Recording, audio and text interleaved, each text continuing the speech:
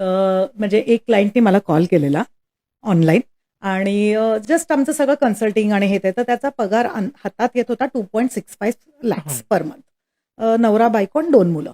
मग माझं सेव्हिंग होत नाही. आधी बोलायला तयार नाही. हं. मग नंतर मी अगदी खोदून म्हटलं, "सर आपल्याला घर खर्च तर काढावाच लागेल. मला हं. कळायला तर पाहिजे तुमचा बफर आणि त्याच्याशिवाय मी काही पुढे जात नाही. कारण का मला करेक्ट. कळलं पाहिजे इमर्जन्सी किती आहे, हां. घर खर्च किती आहे."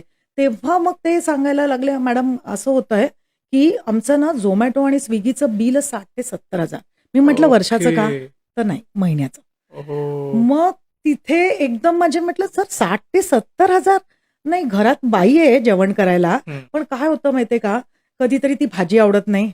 ओके. कधी-कधी मला बाहेरून काहीतरी स्वीट खावंसं वाटतं.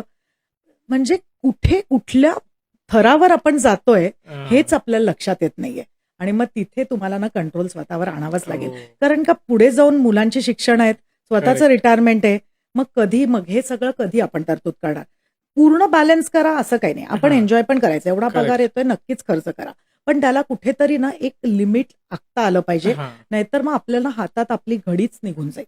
आणि मग करेक्ट. कुठेतरी त्या ट्रॅपमध्ये म्हणजे आत्ता आपण त्याला नीट कंट्रोलमध्ये नाही आणलं, तर 50शी नंतर 60 नंतर आपल्याला नोकरी करण्याची वेळ येईल.